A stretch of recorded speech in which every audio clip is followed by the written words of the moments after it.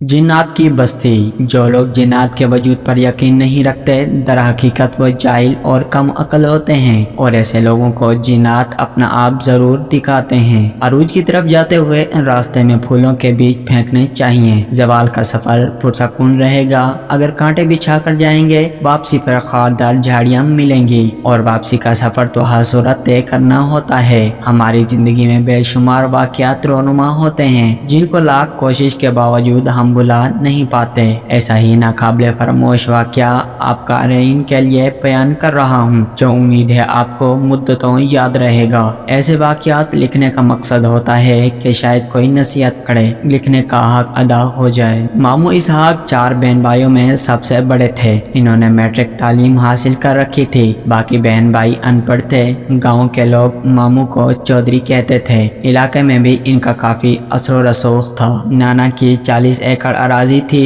जो नाना की वफात के बाद इन्होंने पटवारी और तहसीलदार से साजबाज करके अपने नाम करवाई। जब दूसरे बहन भाइयों को पता चला तो वो अपने हिस्से की जमीन मांगने लगे। मामू ने जमीन देने से इनकार कर दिया और कहा वालिद साहब ने मरने से पहले ही जमीन मेरे नाम करा दी थी। चाचू गाँव के चंद बड़ों को लेकर इनके पास गए। इन्होंने मामू को बहुत समझाया, ये आपके सगे बहन भाई हैं, आपके वालिद की जमीन में इन सब का बराबर का हिसाब बनता है। अपने बहन भाइयों को इनके हिस्से की जमीन दे दो, ये भी खुश हो जाएंगे और अल्लाह भी राजी हो जाएगा। मगर कोशिश के बावजूद मामू ना माने, अपनी जिद पर कायम रहे। यहाँ से मायूस होकर इन्होंने अदालत को दरवाजा खटखटाया। अपने असर रसूख की बिना पर वो अदालती जंग भी जीत गए। अब वो 40 एकड़ जमीन के तनहा मालिक थे। मामू का एक ही बेटा था जो शहर में तालीम हासिल कर रहा था। एक मुंशी रखा था जो आने वाली आमदनी का हिसाब किताब रखता था। जमीनों से अच्छी खासी आमदनी हो रही थी। 40 एकड़ जमीन में 2 एकड़ जमीन गैर अराजी थी।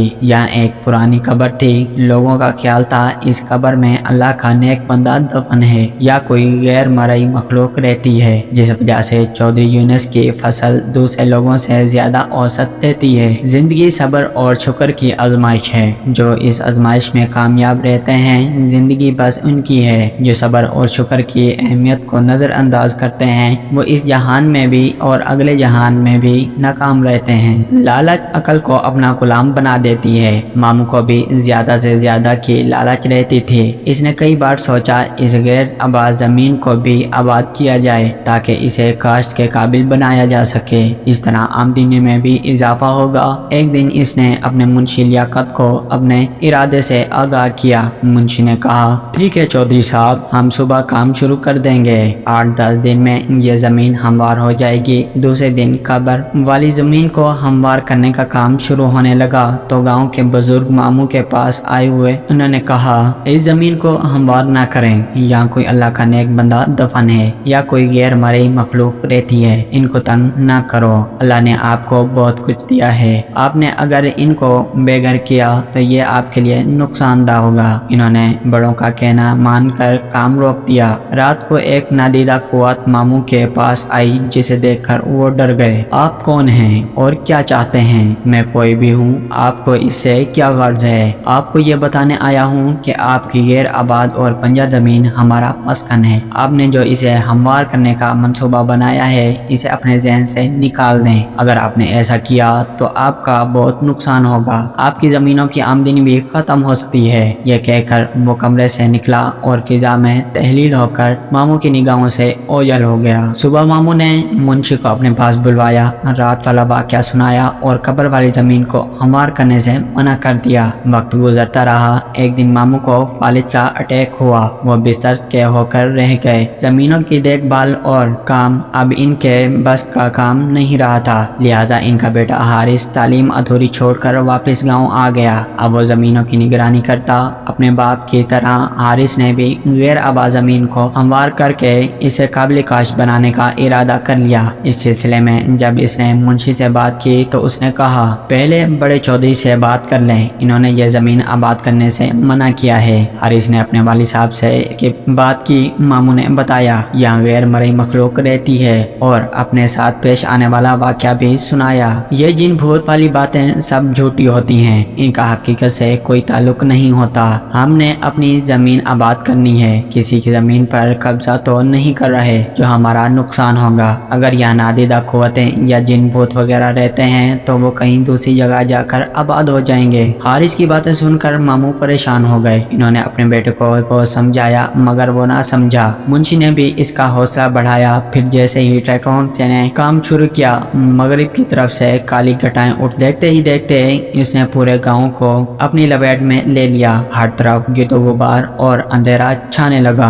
तूफान से सिर्फ मस्जिद महफूज थी। फिर कब्र वाली जगह पर धमाका हुआ। काम करने वाले ट्रैक्टर कुलाबाजी खाते खुश्क पत्तों की तरह दूर जाकर गिरे। यही हाल ड्राइवरों और काम करने वाले मजदूरों का था। हम आज किसी को नहीं छोड़ेंगे, हम तुम्हारा नामो निशान मिटा देंगे। तुमने हमारा आराम और सुकून बर्बाद किया, हमारे बच्चों को मारा, हम तुम्हारी नस्ल को मार डालेंगे। ये आवाजें इस कदर खौफनाक और करखत थीं कि हर सी रूह को खौफ आने लगा। हर तरफ आगोकार और कयामत शोरा बरपत थी। एक नादीदा कुव्वत हारिस को उठाकर छत तक ले गई और फिर एकदम ही छोड़ दिया। वो धड़म से फर्श पर कमर के बल गिरा। इसको काफी चोटें आईं। भला हुआ इस मुअज्जिन का जिसने अल्लाहु अकबर कहकर जोर की अजान शुरू की। अजान के कलमात सुनते ही हर तरफ सुकून हो गया। गांव के लोग मस्जिद की तरफ दौड़े। मस्जिद का सहन ज्यादा वसीअ नहीं था कि गांव के सारे लोग इसमें समा जाते। लोग इमाम मस्जिद से दुआ की अपील करने लगे।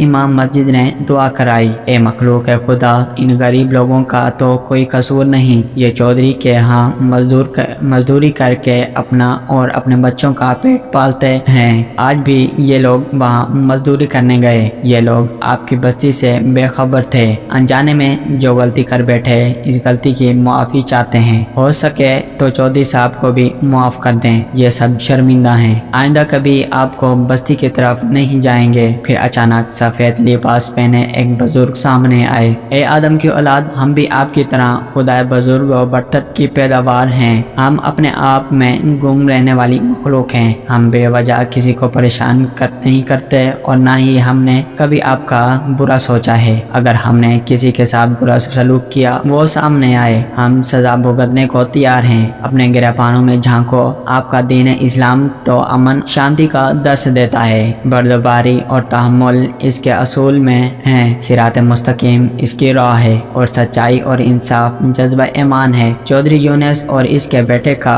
किरदार सबके सामने है। लालच की हवस ने इनको इंसान से हैमान बना दिया है। झूठी शान और शौकत बढ़ाने के लिए इन्होंने अपनों का हक मारा है। बहन भाइयों की जिंदगी अजाब बना दी। जाओ, हमने तुम्हें माफ किया, फिर कभी भूल कर भी हमारी बस्ती की तरफ मत आना। दोबारा गलती की तो हम माफ नहीं करेंगे। याद रखो, इस वक्त हम खौफे खुदा से आप लोगों को माफ कर रहे हैं, मगर चौधरी यूनुस और इसके बेटे को कभी माफ नहीं करेंगे। इनको हम तड़पता तड़पता देखकर मारेंगे। हम इनको जरूर सबक सिखाएंगे। इन्होंने अपनों के अरमानों का खून किया, हमारी बस्ती को गिराया। ये माफी के हकदार नहीं। इनको माफी इसी सूरत मिल सकती है अगर ये अपने बहन भाइयों को इनके हिस्से की जमीन वापस कर दें और दोबारा कभी हमारी बस्ती का रुख ना करें। सब लोग गर्दनें झुकाए बुजुर्ग की बातें सुन रहे थे और इनकी दहशत से हर कोई कांप रहा था। अब मैं जा रहा हूँ। अगर चौधरी साहब ने हमारी बात ना मानी तो हम इसको इबरत का निशान बना देंगे। वो बुजुर्ग चंद कदम पीछे की तरफ और फिर गायब हो गए। इमाम मस्जिद ने लोगों को मुखातिब किया, हमसे गलती हो गई है। इस गलती के अजाले के लिए हमें दोबारा इस मखलूक के मिन्नत समाजत और कब्र वाली जगह पर खैरात करना होगी। हाल हाल में मखलूक को राजी करना होगा। अगर हमने ऐसा ना किया तो पूरा गांव राख का ढेर बन जाएगा। इसी वक्त गांव के हर बंदे ने अपनी हैसियत के मुताबिक इमाम मस्जिद को पैसे जमा कराए और शाम को कब्र वाली जगह पर खैरात की गई। मामू यूनुस ने अपने बहन भाइयों को वहां बुलवा कर इनके हिस्से की जमीन दे दी। गांव की रौनक फिर से बहाल होने लगी, लेकिन मामू की हालत पहले से ज्यादा खराब हो चुकी थी। ऐसा महसूस हो रहा था कि मामू का आखिरी वक्त करीब आ चुका है। गांव के बड़े अयादत के लिए आते तो वो मशवरा देते, चौधरी साहब अपने बहन भाइयों को राजी कर लो, उनसे माफी मांग लो। बड़ों की बात मानकर मामू ने बहन भाइयों को अपने पास बुलवाया, अपने किए की माफी मांगी। सब बहन भाइयों ने इसे माफ कर दिया। एक बार फिर जन्नत की बस्ती में खैरात बांटी गई। लोग खैरात के चावल खा रहे थे कि एकदम एक लम्हे के लिए सब कुछ रोशन हो गया।